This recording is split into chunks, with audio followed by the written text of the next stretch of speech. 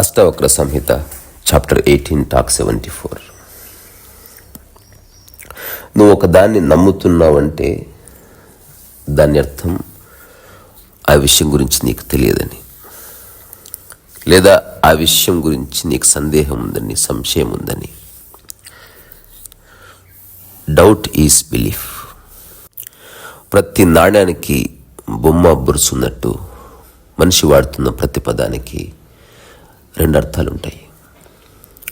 మనకెప్పుడు మనకు నచ్చింది తీసుకుంటాం అర్థాన్ని, మనకు నచ్చని అర్థాన్ని మనం తీసుకోం. చాలామందికి అట్లా అర్థాలు ఉన్నట్టు కూడా తెలియదు. ఈ భూమి మీద చాలామంది వాడే most commonly used word confidence. నాకు కాన్ఫిడెన్స్ చాలా ఉంది అంటారు. అది నాణ్యానికి ఒకవైపు, నాణ్యానికి మరోవైపు సంశయం ఉంది అని. ఎంత ఎక్కువ కాన్ఫిడెన్స్ ఉంటే అంత సంశయం ఉంటుంది. ఈ మధ్య ఒక మిత్రుడు నా దగ్గరకు వచ్చి ఈ మాట చెప్పినప్పుడు, I'm so much confident about life అంటే నేను అన్నాను, so you are saying that you have so many doubts about your life. You are doubtful about your own life. నీ జీవితం పట్ల నువ్వు సంశయంతో. లేదండి, నేను చాలా కాన్ఫిడెంట్గా ఉన్నాను. నేను ఇదే వచ్చిన చిక్కంతా. నువ్వు ఈ విషయాన్ని తెలుసుకోవడానికి సంసిద్ధంగా లేవు. నేను అప్పుడు అడిగిన అతన్ని, ఎప్పుడైనా మీ అమ్మతో మాట్లాడుతుంటే నీకు కాన్ఫిడెన్స్ అవసరమా, లేదా ఒక గ్లాస్ గూట్లో పెట్టినప్పుడు కాన్ఫిడెన్స్ అవసరమా అంటే అవసరం లేదు. ఎందుకో తెలుసా? అక్కడ సంశయం లేదు. అదే ఒక డాక్టర్ ఏదైనా సర్జరీ చేయాలి, చాలా క్రిటికల్ సర్జరీ చేయాలి, అక్కడ కాన్ఫిడెన్స్ అవసరం. లేదా నువ్వు ఐఏఎస్ ఇంటర్వ్యూకి వెళ్తున్నావు, జాబ్ వస్తుందో రాదో డౌట్, అందుకని నువ్వు కాన్ఫిడెంట్గా అటెండ్ చేయాలి. సో సింపుల్ దట్ నీకు డౌట్ ఉందా, అక్కడ నీకు కాన్ఫిడెన్స్ అవసరమవుతుంది. నేను ఆటోబయోగ్రఫీలో రాసిన ఈ మాట చాలామంది చదివితే అఫెండ్ కూడా అవ్వచ్చు. కాన్ఫిడెన్స్, విల్ పవర్, ట్రస్ట్, ఇవన్నీ ఒక రుగ్మతాపూర్ణమైన మనసుకు సంబంధించిన లక్షణాలు. నేను చెప్తున్నాను, నాకు కాన్ఫిడెన్స్ లేదు, ట్రస్ట్ లేదు, అట్లాగే విల్ పవర్ లేదు, ఇంకొక డెడికేషన్ కూడా లేదు. ఇవన్నీ అవసరం లేదు లైఫ్కి. సరే, మనం ఆ పదాలు నిరంతరం వాడుతున్నాం కాబట్టి అవి ఖచ్చితంగా ఉండాలేమో అని అందరూ అనుకుంటున్నారు. కానీ ఆ పదాల యొక్క మూలంలోకి తొంగి చూస్తే తెలుస్తుంది అవి అక్కర్లేదు నీకు. ప్రకృతి నియమాల్లో డెడికేషన్ ఉండదు, అట్లాగే విల్ పవర్ ఉండదు, కాన్ఫిడెన్స్ ఉండదు, ట్రస్ట్ ఉండదు. జస్ట్ ఉంటాయి అంతే. అవి they are the trust, they don't have to have the trust. So ఈరోజు అష్టావక్రుడు చెప్తున్న సూత్రం ఈ డైమెన్షన్కి సంబంధించింది.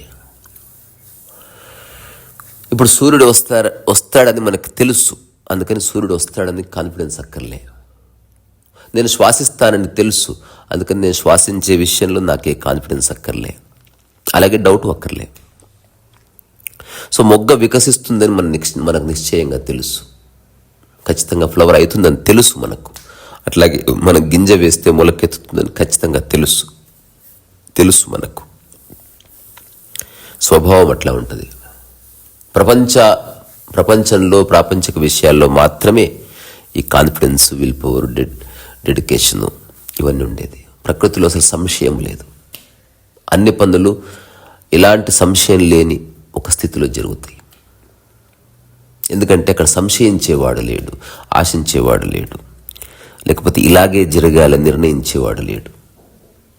ప్రకృతిలో కర్తెవడు లేడు, ప్రకృతిలో కర్త లేడు. ఈ కర్త లేని ప్రకృతిలో మనిషి మళ్ళీ తన మనసును వాడి కర్తను సృష్టించాడు.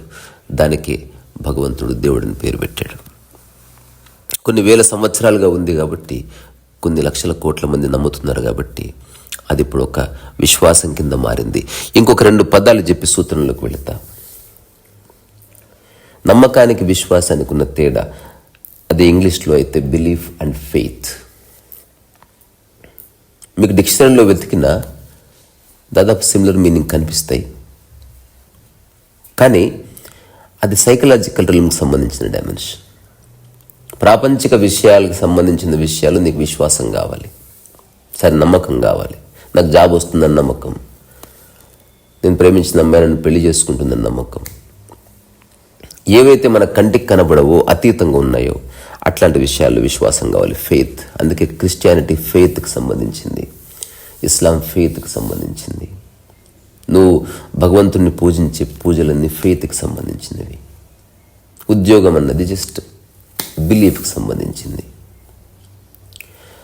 ఈ రెండు సంశయం నుంచే వచ్చాయి. అసలు నీలో సంశయం పోగానే అన్నీ పడిపోతాయి.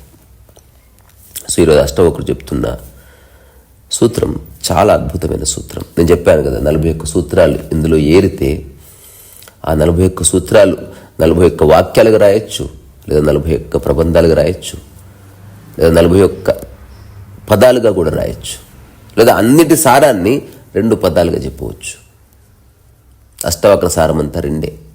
నిన్నే ఎవరో పెద్ద ఆయన అడిగాడు, అసలు దాని సారం అంతా 2 మాటలు చెప్పు అంటే 2 మాటలు చెప్పడం నిజానికి వేరేవైతే చాలా కష్టం. అష్టవక్ర గీత సారని చెప్పొచ్చు. రెండోది, ఆ 2 మాటలు చాలు, ఇంకా అష్టవక్ర గీత అక్కర్లే. ఒకటి, ఏం జరిగినా సాక్షిగా చూడు. రెండవది, ఏం చేసినా కడత లేకుండా చేయి. అష్టవక్ర గీత అయిపోయింది, బాత్ ఖతం. ఈరోజు జనకుడితో అష్టావకుడు చెప్తున్న సూత్రం ఏంటంటే, ఆత్మా బ్రహ్మేతి నిశ్చేత్య భావాభావౌ చ కల్పితౌ నిష్కామః కిం విజానాతి కిం బ్రూతే చ కరోతి కిం. ఓ జనక, ఆత్మ బ్రహ్మం, భావ అభావాలు కల్పితాలను భావించిన నిష్కామ యోగికి తెలియదగంది, మాట్లాడతగినది ఏమీ లేదు. ఆ వ్యక్తి లేదా ఆ ముని, ఆ యోగి కామనారహితుడు. జీవాత్మయే పరమాత్మ, ఇరువురికి భేదం లేదు. ఈ జీవాత్మయే పరమాత్మ అనే ఆధ్యాత్మిక పరిభాష యొక్క ఆధునిక పరిభాష కృష్ణమూర్తిది. The meditator is meditation, the observer is observed. ఎవడైతే దేన్నైతే పొందాలని నువ్వు ప్రయత్నం చేస్తున్నావో ఆ పొందేది నీవే. ఎక్కడికైతే పోవాలని ఆరాటపడుతున్నావో అది ఈ క్షణం నువ్వు ఉన్న ప్రదేశమే. జెన్లో ఒక బ్యూటిఫుల్ సేయింగ్ ఉంది, a true traveller is always ready with his bags packed and knows perfectly well is not going anywhere, nowhere to go. అంటే అతను నిరంతరం అప్రమత్తంగా ఉన్నాడు, ఎరుకల్లో ఉన్నాడు, రెడీ అయ్యే ఉన్నాడు. కానీ అతను ఖచ్చితంగా తెలుసు ఎక్కడికి పోవాల్సిన అవసరం లేదు, ఎక్కడికి పోవాల్సిన అవసరం లేదు. అందుకే నేను రెడీ అయి ఉన్నాను అన్నాడు. ఇక్కడే ఉంది మనస్సు, ఎక్కడికో పరిగెట్టడంలే. ఇప్పుడు 2009 నుంచి ఎక్కడికి పోవడంలే, ఇక్కడే ఉంటున్నా. ఎక్కడికి పోను, జీవితకాలం అవసరం లేదు. నాతో చాలామంది అడుగుతారు, సద్గురు ఆశ్రమానికి వెళ్తారా మీరు? సద్గురు ఇక్కడికి వస్తే ఎక్కడికి వెళుతా, లేదా ఎందుకు వెళ్ళాలి ఆశ్రమానికి? దానికి మీరు కారణం చెప్పండి. ఆశ్రమం బాగుంటుంది, నా గది బాగాలేదా? How do you know? బాగుంటుంది అంటే నీ నిర్వచనం పెద్దగా ఉంటుందనే విషయం అది కాదు. ఇది 2 డైమెన్షన్స్ సంబంధించింది. ఒకటి, నీ ఇంద్రియాలు డెడ్ అవ్వడం వల్ల నువ్వు ప్రదేశాలను అన్వేషిస్తున్నావు. నీ ఇంద్రియాలు సచేతనంగా మారితే, దాంట్లో జ్ఞాపకాల పరంపర లేకపోతే నువ్వు చెత్తకుండి దగ్గర ఉన్న చాలా బాగుంటుంది. Everything is beautiful here. ప్రత్యేకంగా మళ్ళీ బ్యూటిఫుల్గా చేసేది ఏమీ లేదు, అదంతా మనిషి గొడవ. అటువంటి ఆశ్రమాల్లో నాకు ప్రకృతి కనబడదు. ప్రకృతి మధ్యన మనిషి యొక్క మైండ్ కనిపిస్తుంది. సో మనిషి ఇంటర్ప్రెట్ చేస్తున్నాడు. మనిషి తన యొక్క మనసులో ఉన్న ఆలోచనలని బయట వస్తువుల రూపంలో లేకపోతే ఆర్ట్ రూపంలో ప్రదర్శించి మనల్ని ఇన్ఫ్లుయెన్స్ చేస్తున్నారు. అది నాకు అక్కర్లే. సరే, ఆయన చాలా ఫేమస్ కాబట్టి ఫైన్, ఒక 10 నిమిషాలు నా దగ్గరకు వచ్చిపోమను, నేను 1 గంట సేపన్న ఉంటాను. ఇది ఆయనకి కాదు, అందరికీ చెప్తాను నేను. It has to be mutual.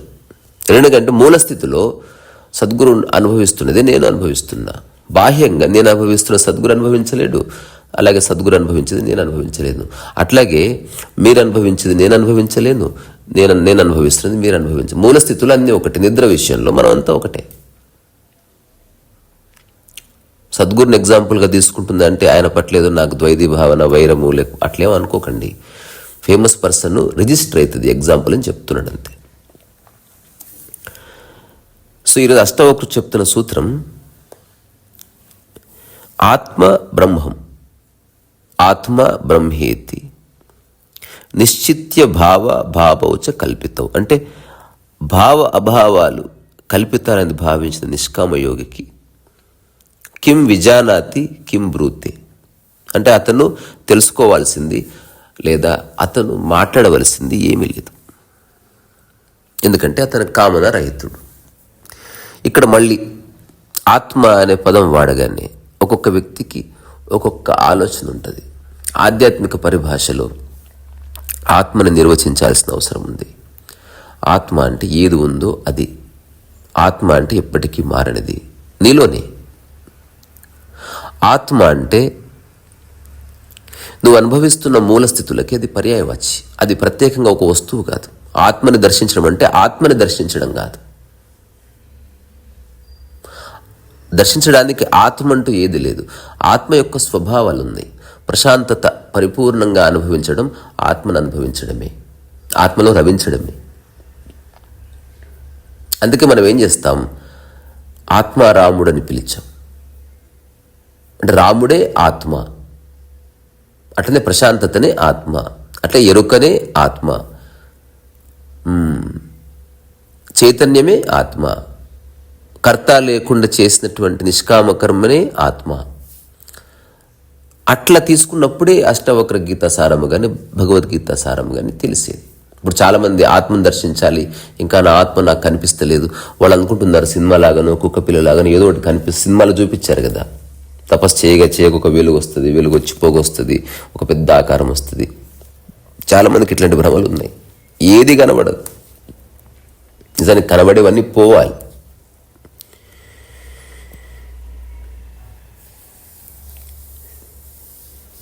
So ఏదేమైనా సందేహం ఉందా, సంశయం ఉందా, ఆనందం లేదు. ఒక మనిషికి కలిగి ఉన్న లేదా మనిషి కలిగి ఉన్న అంతులేని విశ్వాసాలకు కారణం అతనుకున్న అంతులేని సంశయాలే. సో సంశయం వల్ల జీవితంలో సామరస్యం పోతుంది, శృతి పోతుంది. సో సందేహం పోవాలి, సంశయం పోవాలి. సో సందేహం పోవాలంటే ఒక్కటి దారి. ఇప్పుడు అష్టావక్ర గీత సారం అంత దాని గురించి చెప్తుంది. స్వానుభవం వల్ల సంశయం పోతుంది. ఇప్పుడు ఇంత పెద్ద మాటలు ఎందుకు, కామన్ సెన్స్తో మాట్లాడుకుందాం, చిన్నపిల్లల్లా మాట్లాడుకుందాం, చిన్న ఎగ్జాంపుల్స్తో చెప్పుకుందాం, అర్థమవుతుంది. ఒక కారు ఉంది, నీవు ఉన్నావు, ఇంకో వ్యక్తి ఉన్నాడు. ఇప్పుడు కారే, నీవే, నేనే. అట్లాగే అటుపక్క కుక్క కూడా ఉంది. జీవితంలో కుక్కకి కారుతో పనిలే. అందుకే కుక్కకి కారు పట్ల క్యూరియాసిటీ లేదు, ఇదేమిటన్న సంశయం లేదు, ఇది నేర్చుకోవాలన్న ఆసక్తి లేదు. తద్వారా కుక్క కారు పట్ల విముక్తిలో ఉంది. ఇది కూడా అర్థం కాలేదనుకో, సెల్ స్విచ్ ఆఫ్ చేసి సినిమాకి వెళ్ళిపోండి.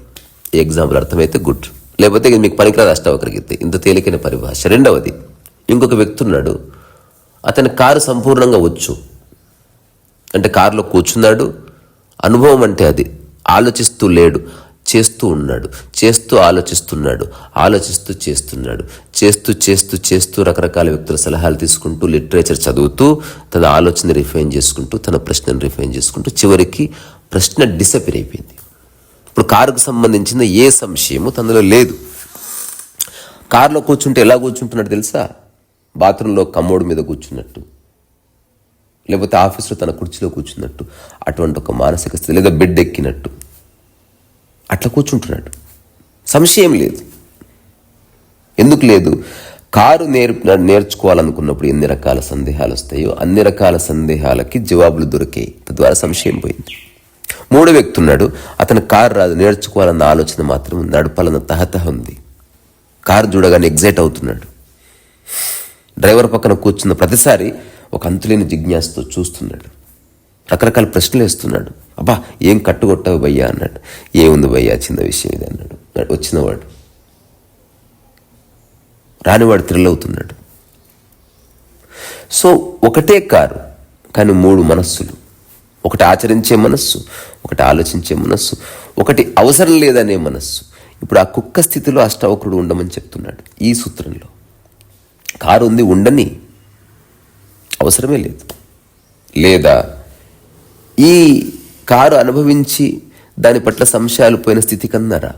అప్పుడు కుక్క అనుభవించే స్థితి, ఈ యొక్క స్వానుభవం ఉన్న మనిషి అనుభవించే స్థితి ఒక్కటే. There is no difference. So మనకు భాషలో 3 పదాలు ఉన్నాయి. అంటే అనుభవం, అనుభూతి అండ్ స్వానుభవం. సో ఇప్పుడు మనం ఎక్స్పీరియన్స్ అనే ఒక పదం వాడతాం. Experience, I want to experience something new. అలాగే అనుభూతి, I want to feel it. ఇప్పుడు అనుభూతికి అనుభవానికి ఏమిటి తేడా? దీని మీద కూడా నేను తత్వ విచారణ చేసి ఒక చిన్న సూత్రం రాసిన, నా పుస్తకంలో రాసి పెట్టుకున్నా. అనుభూతి పరోక్ష అనుభవం, అనుభవం ప్రత్యక్ష అనుభూతి. కొంచెం తికమకగా ఉన్నా కూడా అర్థం చేసుకుంటే తెలుస్తుంది. అనుభూతి అన్నది పరోక్ష అనుభవం, అది కూడా అనుభవమే కానీ పరోక్షంగా జరిగింది. అనుభవం ఏమో ప్రత్యక్ష అనుభూతి. ఎగ్జాంపుల్, నేను పాట పాడుతున్నా, ఇప్పుడు నా పక్కన మీరు వింటున్నారు, పోనీ మీరే వింటున్నారు. అనుభూతి అనుభవం ఏమిటో తేలికైన పరిభాషలో తెలుసుకుందాం. ఇప్పుడు నేను పాట పాడుతున్నా, మీరు వింటున్నారు. ఇప్పుడు పాడుతున్నది నేను కూడా వింటున్నా. ఇప్పుడు తద్వారా నేను వింటూ నేను అనుభూతి చెందుతున్నా, తద్వారా ఇది నాకు ప్రత్యక్ష అనుభవం అయింది. తద్వారా ఇది నా అనుభవం అయింది. ఎందుకంటే ఏ పాటకి మూల శ్రోత నేనే, అది నా ద్వారానే బయటకు వస్తుంది కాబట్టి. కానీ ఎవరైతే మీరు వింటున్నారో ఆ పాట మీ ద్వారా రావడం లే, మీరు ఓన్లీ జస్ట్ వింటున్నారు అంతే. ఆ పాటతో పాటు చాలా వింటున్నారు, పక్కన కారు శబ్దాలు వింటున్నారు. ఈ క్షణంలో చాలా జరుగుతున్నాయి. అనుభూతులు అనేకం ఉండొచ్చు, అనుభవాలు కొన్ని ఉంటాయి. మరి స్వానుభవం అంటే ఇది పూర్తి ఆధ్యాత్మిక పరిభాష. అన్ని చోట్ల స్వానుభవం అని చెప్పడానికి లే, అంటే స్వయాన్ని అనుభవించడం. అనుభవంలో కొన్నిసార్లు పరని కూడా అనుభవిస్తాం. ఇప్పుడు ఒక అమ్మాయిని అనుభవించాను, అక్కడ స్వ ఏమీ లేదు, పరని అనుభవించాను.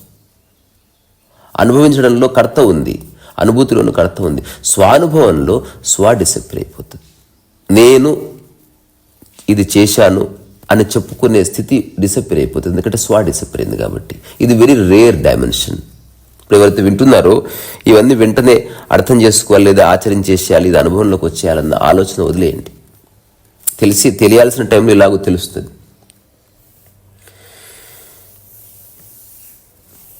సో మనం ఈ ప్రపంచం బారిన పడ్డం వల్ల మనం కొన్ని పదాలు అన్కాన్షియస్గా వాడుతున్నాం, అదే సత్యం అనుకుంటున్నాం. అందరు అట్లాగే మాట్లాడుతున్నారు కాబట్టి వాటికి ఒక వాల్యూ కూడా వచ్చింది.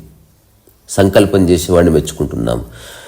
సినిమాల్లో హీరోలు, నా దృఢ సంకల్పం, దిస్ ఈజ్ మై ఛాలెంజ్.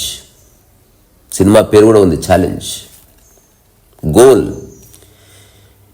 ఇవన్నీ రుగ్మతకు సంబంధించినవి. ఇవంతా నిన్ను పరిచయం చేసే పదాలు, నిన్ను విముక్తి చేసేవి కాదు. ఉన్నది అనుభవిస్తే గోల్ ఎందుకు? నీకు సాధ్యమైనవి చేస్తే సంకల్పాలు ఎందుకు? సో అవన్నీ అక్కర్లే. కానీ ఇలా చెప్తే తిడతారు. ఎందుకంటే ప్రపంచంలో నువ్వు ఈ ర్యాట్ రేస్లో పరిగెడుతూ సర్వైవ్ కావాలి, సస్టైన్ కావాలంటే ఈ ఫేక్ మోటివేషన్ కావాలి. Come on, let's do it, you can do it. అసలు ఎందుకు daddy, why should I do all this అంటే వెనుకబడిపోతావు కదా.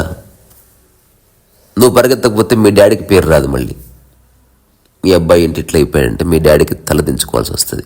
సో నువ్వు ఉద్యోగం చేసేది లేదా నువ్వు ఐఏఎస్ కావాలనుకునేది నీ కోసం కాదు, మీ కుటుంబం పరువు ప్రతిష్టలు నిలబెట్టొద్దు. ఇవన్నీ ఉందే లింకులు, నువ్వు ఎప్పుడు ఆలోచించలే. ఇప్పుడు నేనున్నాను, నా ఇంటి పేరునే తీసి నేను బతీష్ బాయలు నూకినా. ఒకసారి మా ఊర్లో శంకరయ్య అని పెద్ద ఆయన, మీ నాయన పేరు నిలబెట్టాలి నువ్వు అన్నాడు. నేను అసలు ఫస్ట్ పడుకుంటేగా నిలబెట్టేది. ఒకవేళ పేరు ఉంటే నిలబడే ఉంటుంది. ఆ తర్వాత ఆయన చెవులో చెప్పాను, మీకు ఒక రహస్యం చెప్తాను, నేను ఏమనుకోవద్దు. ఏదంటే అన్ని పేర్లు పడుకొని ఉంటాయి, హారిజెంటల్. పేరు నిలబెడితే ఎట్లా చదువుతావు? ఇట్లా చదవాలి. ఎప్పుడన్నా ఏ ఇంటి పేదనన్నా ఏ ఆఫీస్ మీద వర్టికల్గా పేరు ఉంటుందా ప్రపంచంలో? నిలబెట్టడం ఎందుకు? నిలబెట్టిన దాన్ని పడుకోబెట్టి, ఆ పడుకోబెట్టిన దాన్ని అట్లా తీసి బాయలో నూకేసేయాలి పేరు. నేను నా పేరుని తీసి బాయలో నూకినా, అట్లాగే మా కుటుంబం పేరుని తీసి బాయలో నూకినా. ఎవరి పేరు నిలబెట్టేదిలే, అయిపోయింది, బాత్ కథం. నేనైతే నిలబెట్టట్లేదు. నువ్వు నిలబెట్టాలనుకుంటున్నావా? సావింగా పరిగెత్తు, ఎవడొద్దన్నాడు. You don't want be happy అని చెప్తున్నావు అంతే. నాకు చాలా పెద్ద లక్ష్యం ఉందంటే నువ్వేం చెప్తున్నావు? నాకు ఆనందంగా ఉండాలని లేదు భయ్యా అని చెప్తున్నావు. చెప్పినా కదా భాషలో ప్రతిదానికి 2 అర్థాలు ఉంటాయని. అది లేకపోతే బతకలేను అని నువ్వు చెప్పావు అనుకో, దానికి ఇంకో షాడో మీనింగ్ ఉండనే ఉంది. అంటే నీ బాధను నువ్వే వెల్కమ్ చేస్తున్నావు. భవిష్యత్తులో సూసైడల్ థాట్స్కి ఇప్పుడే ద్వారం ఓపెన్ చేసి పెట్టినావు. అసలు ఉల్లిపాయ లేకపోతే అసలు నేను భోజనం తినను భయ్యా. చిన్న ఉల్లిపాయకి నీ ఆనందాన్ని తాకట్టు పెట్టబోతున్నావు నువ్వు. ఏ నిర్ణయానికి రాకు, ఏది ఉంటే అది అనుభవించాలని నిర్ణయం చేసుకో. Everything will be already. కానీ ధైర్యం సరిపోదు. సో ఎవరైతే దృఢ నిశ్చయాలు ఉన్నాయని చెప్తున్నారు వాళ్ళు యాక్చువల్గా అంత పెద్ద సందేహాలు ఉన్నాయని చెప్తున్నారు. ఇది నమ్మబుద్ధి కాదు నేను చెప్పేది. ఆత్మజ్ఞాని ఏ దృఢ సంకల్పాలు ఉండవు. ఆత్మజ్ఞానికి అంకిత భావం లేదు. ఇప్పుడు నా పుస్తకాలు ఎవరికి అంకితం ఇయ్యను. ఒకసారి ఒక పెద్ద ఆయన అడిగాడు, why don't you dedicate your book to somebody అన్న. There is nobody to dedicate అంటే వాట్ డూ యూ మీన్ అంటే, అవును సార్ అసలు వేరే వాడు ఉన్నాడని నేను గుర్తించడం లేదు ఒకటి. రెండోది ఇవ్వాలంటే నేను ఉండాలి కదా. అది కూడా జస్ట్ పుస్తకం ఉందంతే. ఆ పుస్తకాన్ని నువ్వు అక్కడ డబ్బులు పెట్టి తీసుకొని పో. నువ్వు నా పుస్తకం కొనుక్కోవట్లే, పుస్తకం తీసుకెళ్తున్నావు. తీసుకెళ్ళినందుకు నువ్వు ఒకటి అక్కడ పెట్టి వెళ్తున్నావు. దానికే మరో పేరు డబ్బు అంతే. డబ్బు లేదా ఇంకేదైనా పెట్టేళ్ళు, ఇంకో పుస్తకం పెట్టేళ్ళు, లేదా ఒక టీషర్ట్ పెట్టేళ్ళు, లేదా 2 కిలోల బియ్యం పెట్టేళ్ళు. ఆ పుస్తకానికి ఎంత విలువ ఇవ్వగలవు నువ్వు అనుకుంటున్నావో అంత పెట్టేళ్ళు. నాకు తెలిసి ఆత్మదర్శనం చదివిన ఒక విదేశాలు స్థిరపడ్డ ఒక వ్యక్తి వచ్చాడు. అతను చాలా పెద్ద ఆయన, ఐ థింక్ ఒక 60-70 ఇయర్స్ ఉంటాయి. అతనికి నాకు ఒక చాలా రసవత్తరమైన డిస్కషన్ జరిగింది. అతను ఇండియాకు ఒక 4-5 డేస్ విజిట్ చేసి ఎవరో మరణిస్తే, మీకు అభ్యంతరం లేకపోతే ఒక 10 నిమిషాలు కలుస్తాను, నేను కాస్త పెద్దవాడిని, నేను మెట్లు గట్ల ఎక్కలేను, అందుకని ఒకవేళ నువ్వు ఫస్ట్ ఫ్లోర్ ఉంటే కిందికే రా, ఎక్కువసేపు మాట్లాడలేను, అలసట ఆయాసం ఇవన్నీ ఉన్నాయి, ఇవన్నీ చెప్పాడు. ఈడేవాటర్ బాబు పెద్ద కాంప్లైంట్ బాక్స్లో ఉన్నాడు. సరే మీరు రండి సార్ అని చెప్పిన తర్వాత అతను కారులో వచ్చాడు. నేను కార్లో కూడా ఎందుకు దిగుతారు, అలసిపోతాను, నేనే కార్లో వచ్చి కూర్చుంటాను, డోంట్ వరీ, నాకు ఇదేదో బాగుంది రా అన్నాడు. ఇట్లా ఎక్కాదో లేదో కూర్చుంటుందో లేదో నాకు నచ్చలేదా నువ్వు చేసిన పని, ఐ హేట్ యూ అన్నాడు. నన్ను టూ మచ్ నేను ఏం చేశాను కొంచెం క్లారిటీ ఇవ్వండి అంటే, ఆత్మదర్శనానికి 500 పెట్టావు అంటే, అవును సార్ మామూలుగా అందరు చెప్తారు 200-250 పెట్టమని, కాకపోతే అందులో ఆర్ట్ వర్క్ ఉంది. నాకు వేరే వాళ్ళు పుస్తకాలకి ఎంత పెడుతున్నారో అది నాకు ప్రమాణం కాదు, నాకు అంత పెట్టాలనిపించింది పెట్టాను. నేను అంటుంది 500 ఎందుకు పెట్టావని, 500 ఎందుకు పెట్టావని కాదు. అంటే వాట్ డూ యూ మీన్ అంటే, ఒక 10,000 పెట్టవలసిందే. ఇలాగ నువ్వు నిర్ణయించుకున్నావు కదా ఎక్కువ మంది చదవక్కర్లేదని. నిజంగా చదవాలనుకునేవాడు తీసుకొని చదువుకుంటాడు. టీవీ కొనుక్కోవట్లే. నేను అన్నాను, సరే మీరు కనుక ఈ పుస్తకానికి అన్కండిషనల్గా ఇవ్వాలనుకుంటే ఎంత ఇస్తారని. డ్రైవర్ని పిలిచి ఆ బ్యాగ్ ఇటీ అన్నాడు. ఆ బ్యాగ్లో తీసి ఒక 250,000 కట్టలు అంటే ₹1,00,000 తీసి అక్కడ పెట్టాడు. ఇంత ఇవ్వచ్చు అబ్బాయి పుస్తకానికి అన్నాడు. నేను అన్నా, నాకైతే అక్కర్లేదు, కానీ మీ జెస్చర్ నాకు నచ్చింది. మీకు తెలుసో తెలీదో, నేను ఈరోజే ఒక మిత్రుడితో చెప్పాను, నేను నెక్స్ట్ నాకు బాగా నచ్చిన ఒక ఆర్టిస్ట్ ఉన్నాడు, అతను రీసెంట్గా మరణించాడు. అతనిలాగా ఎవ్రీ 1.5 yearకి ఒక ఆర్ట్ బేస్డ్ బుక్ రిలీజ్ చేస్తాను. అందులో నేను వేసిన పిచ్చి గీతలు, పిచ్చి రాతలు అంతా ఒక నోట్ ప్యాడ్ లాగా ఉంటుంది. అది దాన్ని ఖచ్చితంగా ₹10,000 సేల్ చేస్తాను. ఆ ఎపిసోడ్ ఆ ఎడిషన్స్ కామన్ మ్యాన్కి కానీ లేకపోతే అట్లా అందుబాటులో ఉండవు. ఎవరు నిజంగా ఆసక్తి ఉందో వాడే కొనుక్కోవాలి. అందరికి అందుబాటులో లేవు. అది ఎవరెస్ట్ లాంటిది, నీకోసం కిందికి దిగదు. అది ఎవరెస్ట్ చూడాలంటే నువ్వు ఖచ్చితంగా పైకి ఎక్కాల్సిందే. కొందరు ఏం చేస్తారు, ఎవరెస్ట్ ఫోటో తీసుకొని ఒక పోస్టర్ లాగా గోడకు పెట్టుకున్నారు అనుకో, అట్లాంటి వాళ్ళకి మనకు చేసేది ఏం లేదు. ఇట్లా మన జీవితాన్ని కొత్త మానసంతో దర్శించాలి. ఇప్పటివరకు ఎవరెవరో మనకిచ్చిన ఆలోచనలు, ఎవరెవరో మనకిచ్చిన ధారణలు, ఇవన్నీ కాకుండా. ఈ మధ్య ఒక సినిమా వచ్చింది, ఆ సినిమా చూడండి. అష్టావక్ర గీతాల్లో ఏ అంశం గురించి మాటిమాటికి చెప్తాడు అంటే, ఎగ్జాంపుల్ నిరపేక్షంగా ఉండు. ఇప్పుడు ఈ సూత్రంలో ఏం చెప్తున్నాడు, ఎవరికైతే తనే సత్యము అన్న నిశ్చయ జ్ఞానము కలిగిందో, తద్వారా తను తెలుసుకోవాల్సిందేమీ లేదు, తను చెప్పవలసిందేమీ లేదు. ఆ చెప్పడము తను తెలుసుకోవడము సందర్భంలో నుంచి అట్లా ఆటోమేటిక్గా జరిగిపోతాయి. ఇప్పుడు పువ్వు కావాలని విరబూస్తలేదు. రేపు పొద్దున 6 అవుతుంది, 6:30 కల్లా మనం విరబోయాలి గైస్ అని ఏ తోటలో ఉన్న పువ్వు ఇంకో పువ్వుకు చెప్పదు. వాటి స్వభావం నుంచి విరబూస్తాయి అంతే. అట్లా నీ స్వభావం నుంచి మాట్లాడి. ఇప్పుడు నేను మాట్లాడుతున్నది సక్సెస్ కోసము లేకపోతే ఎవరో మెచ్చుకుంటారన్న కాదు. మాట్లాడడానికి సంబంధించిన శరీర మనోధర్మాలు ఇప్పుడు ఉన్నాయి. ఒక 20-25 ఏళ్ళు పోతే నా నరాలు కనుక లూజ్ అయిపోతే మాట్లాడకపోవచ్చు. అప్పుడు ఏ బాధ ఉండదు. ఎందుకంటే మాట్లాడడమే నా ఈగోను ఫుల్ఫిల్ చేసే అంశం అనుకో, అప్పుడు బాధేస్తుంది. అప్పట్లో నేను భలే మాట్లాడేవాడిని, ఇప్పుడు అంతా పోయింది. అట్లా సింగర్లు ఏడుస్తారు, అథ్లెట్స్ బాధపడతారు, ఐ యూస్ టు అంటారు. అవే అక్కర్లే. కర్తనే లేనప్పుడు ఇక బాధ ఉండదు. అందుకే అష్టావకుడు చెప్తాడు, కర్తాభావం అందించి బొందబెట్టు ఫస్ట్ అనేది. చాలా చాలా చాలా చాలా కష్టం, చాలా చాలా చాలా చాలా ఈజీ. నీవే అడ్డం అనుకుంటే ఇప్పుడే ఒక్క చిన్న పనులు కర్త లేకుండా చేస్తున్నావు ఆల్రెడీ. ఆ జీవితంలో పరిపూర్ణంగా అప్లై చేసుకోవాలంతే. The boy who harness the wind అని ఒక సినిమా వచ్చింది. అందులో నిశ్చయ జ్ఞానానికి సంబంధించిన డైమెన్షన్ కనిపిస్తుంది. ప్రతి సినిమాలో హీరో క్యారెక్టర్ అంటే ఏంటో తెలుసా? నిశ్చయ జ్ఞానం ఉన్నవాడిగా ప్రజెంట్ చేయడమే. మీరు సినిమా తీసినా ఇంతే అర్థం చేసుకోవాల్సింది. The character knows what to do. మిగతా క్యారెక్టర్స్కి తెలియదు, కమెడియన్కి తెలియదు. హీరో చెప్పింది చేస్తుంటాడు. విలన్కి తెలుసు అనుకొని చేస్తుంటాడు, కానీ తప్పులు చేస్తాడు. హీరోయిన్ ఏమో హీరోని ట్రస్ట్ చేసి ఎక్కి వెళ్ళిపోతుంది. అమ్మ నాయనకు తెలియదు, ఓ బ్లైండ్ బిలీఫ్ ఉంటుంది. హీరోకి ఖచ్చితంగా తెలుసు. ఇట్లా చూస్తాడు సీరియస్గా కెమెరాలోకి. మన ఆడియన్స్ కూడా ఒక క్లారిటీస్, హీరో నమ్మాడు, అయిపోయింది, హీరో చేసేస్తాడు. ఆ నిశ్చయ జ్ఞానం, something he knows perfectly well, ఇంకా సందేహం లేదు ఇంకా. So the boy who harness the wind అనేది ఒక ఎక్సలెంట్ సినిమా. ఒక నల్లజాతీయుడికి సంబంధించింది, రియల్ స్టోరీ. 2004లో 2005లో ఎప్పుడో వచ్చినట్టుంది, నాకు తెలీదు. బట్ చాలా మంచి సినిమా. అందులో ఏమిటి, వాడు పరమ చెత్తలో పుడతాడు, అక్కడ నీళ్లు ఉండవు, పంటలు పండవు, హఠాత్తుగా పెద్ద వర్షాలు వస్తాయి, లేకపోతే ఎండలు వస్తాయి. ఆ కథ అంతా ఎక్కువ చెప్పను. ఎవ్రీ అదర్ డే ఎవరో ఒకరు చచ్చిపోతుంటారు. వాళ్ళు ఎప్పుడు చేస్తూ ఉంటారు దైవ ప్రార్థన.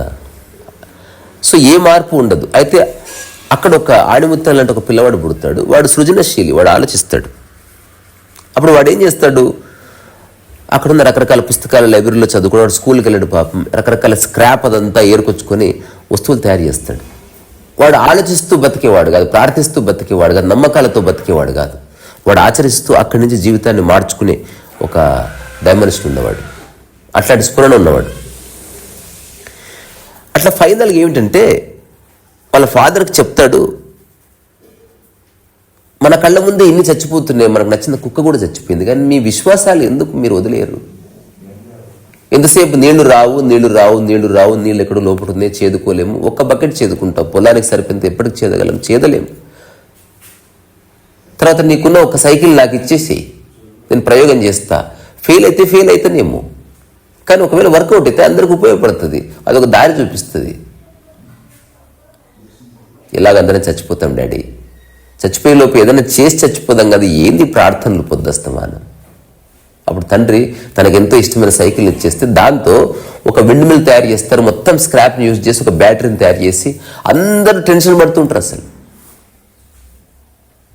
అప్పుడు బ్యాటరీ కనెక్ట్ చేస్తాడు, గాలికి ఆ విండ్ మిల్ తిరుగుతుంది. ఆ ఒక గొట్టం తీసి ఆ పై అది బోరు బావిలో వేస్తారు. ఎక్కడో అడుగునుంటే నీళ్లు, తర్వాత అది తిరిగి బ్యాటరీ ఛార్జ్ అవుతుంది. అప్పుడు ఆ పిల్లవాడు అంటాడు, don't worry battery should be charged, it works. నిశ్చయ జ్ఞానం తెలుసు, ఖచ్చితంగా తెలుసు మనకి. ఆశ్చర్యం. ఒక 1 minute తర్వాత చెప్తాడు, అందరు వెళ్ళి ఆ పొలానికి ఇట్లా గీతలు గీసుకోపోండి, వాటర్ వస్తుంది అంటాడు. అక్కడ ఉన్నవాడికి ఎవరికి నమ్మకం ఉండదు అసలు. క్యా బాత్ కర్ రే బచ్చా. అప్పుడు అని ఇట్లా వాటర్ దుంకుతుంది. అసలు ఎట్లా ఎగిరి గంతులేస్తారు, కేకలేస్తారంటే వాళ్ళ ఫాదర్ వచ్చి కౌగిలించుకుంటాడు. ఆ సన్నివేశం నేను ఎప్పటికీ చూస్తా. ఈ టాక్ అయిపోయినా కూడా ఇది ఎడిటింగ్ అయ్యేలోపు మళ్ళీ ఒకసారి చూస్తా. అంత బాగుంటుంది సన్నివేశం. The real emotion. ఫ్రాంక్గా చెప్పాలంటే భగీరథుడి కథ అది.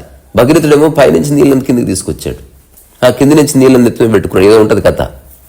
సరే పైనుంచి నీళ్ళని కిందికి తీసుకొచ్చాడు, వీడు భూమిలో ఉన్న నీళ్ళని పైకి తీసుకొచ్చాడు చిన్న మోటార్ సహాయంతో. సో నిశ్చయ జ్ఞానాన్ని కలిగి ఉండండి, విశ్వాసాలు లేకుండా ఉండండి. ఇప్పుడు నేను చెప్తున్నా, నా జీవితంలో నాకు ఏ నమ్మకాలు లేవు, నేను ఆచరిస్తూ జీవిస్తున్నా, నాకు నమ్మకాలు ఏమీ లేవు. నన్ను అడుగుతారు సక్సెస్ అవుతావా ఫెయిల్ అవుతావా, అది నమ్మకానికి సంబంధించింది. ఈ క్షణం బాగున్నావా లేదా, బాగున్నాను, దీనికి నమ్మకం ఎందుకు? నీ కాళ్ళు పనిచేస్తాయా లేదా, దీనికి నమ్మకం ఎందుకు? నిద్ర వస్తుందా లేదా, నమ్మకం కావాలి. అట్టగా నిద్ర పోవాలని అనుకోవట్లే, వస్తే నిద్ర వస్తుంది. నేనెవరు నిద్ర రమ్మని చెప్పడానికి, నేనెవరిని ఫోర్స్ చేయడానికి శరీరాన్ని. వస్తే వస్తుంది, ఠీకే, రాకపోతే రాదు, ఠీకే. ఈరోజు మధ్యాహ్నం భోజనం చేసిన తర్వాత వస్తుందేమో, రాని. నేను నా ద్వారం తెరిచే ఉంచాను, అది ఎప్పుడన్నా రాని. I'm not forcing, I'm not imposing my ego on anything. So నీకు 100% ఒక విషయం తెలిసినప్పుడు రూఢిగా ఒక సహజమైన శ్రద్ధ ఉంటుంది, అందులో ఒక ఈజ్ ఉంటుంది, తనావ్, ఆ టెన్షన్ ఉండదు. సో నిష్కామ కిం విజానాతి కిం బ్రూతే చ కరోతి కిం. సో ఏ కాంక్ష లేకుండా ఉన్న ఒక మనోదశ ఉన్నది, దాన్ని సరిగ్గా అర్థం చేసుకోకపోతే మళ్ళీ వచ్చే చిక్కులు వేరు, అది పక్కన జరుగుదాం.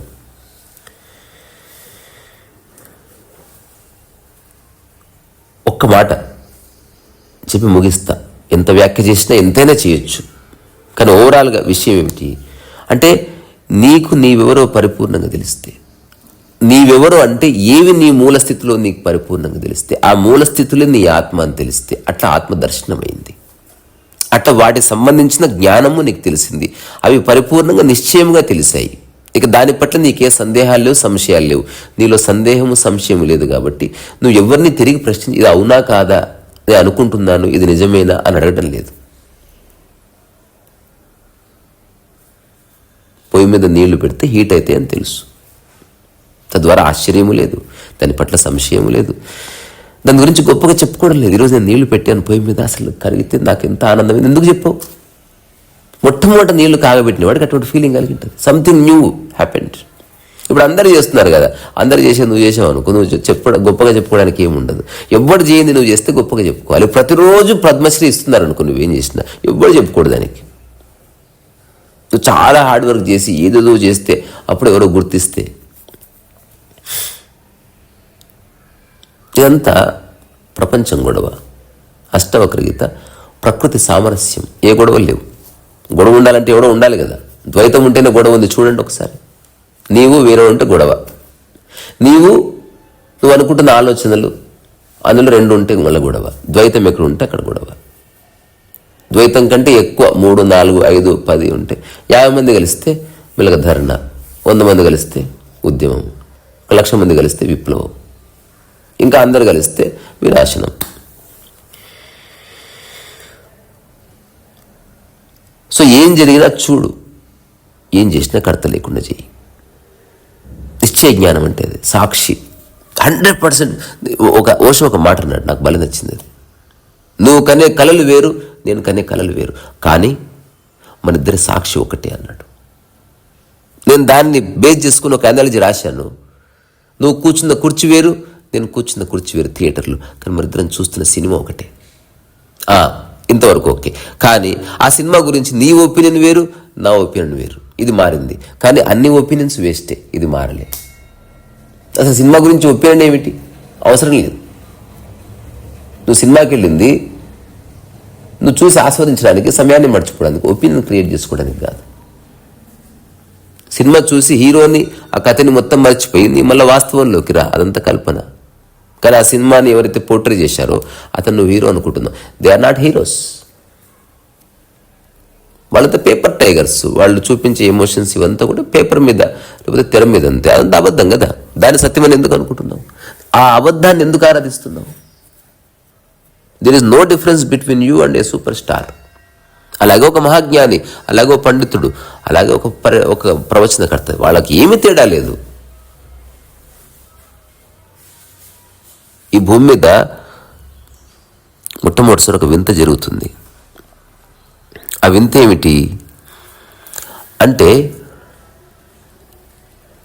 ఈ సినిమా ఆవిర్భవించినంత వరకు ఎవరెవరికైతే అనుభవ జ్ఞానం ఉందో అట్లాంటి వాళ్ళకే ఫ్యాన్ ఫాలోయింగ్ ఉన్నది. ఒక ఆల్బర్ట్ ఐన్స్టీన్ లాంటి వాడు కావచ్చు, లేకపోతే ఒక అరిస్టాటిల్, ఒక ప్లేటో, లేకపోతే ఒక సోక్రటీస్, ఒక బుద్ధ, ఒక రమణ, ఇట్లాంటి వాళ్ళకి ఫ్యాన్ ఫాలోయింగ్ ఉన్నది. మొట్టమొదటిసారి సినిమా ఆవిర్భవించిన తర్వాత ఫేక్ క్యారెక్టర్స్కి ఫ్యాన్ ఫాలోయింగ్ ఉంది, ఫేకరీకి ఫాలోయింగ్ ఉంది మొట్టమొదటిసారి. అది అబద్ధం. They are not heroes. అయినా సరే వాళ్ళు మామూలు మనుషులే, నీలాగే ఉద్యోగం చేస్తున్నారు. ఆ ఉద్యోగానికి నటన అని పేరు. They are doing acting job. కానీ దాన్ని ప్రపంచంలో ఉన్న వాళ్ళంతా అంగీకరిస్తున్నారు, అందరిని ఎంటర్టైన్ చేస్తున్నారు కాబట్టి వాళ్ళు లార్జర్ దాన్ లైఫ్ లాగా అనిపిస్తారు. వాళ్ళు రాగానే ఒక రకమైన కమోషన్ ఉంటుంది, ఒక రకమైన అలజడి ఉంటుంది. ఇదంతా కల్పననే.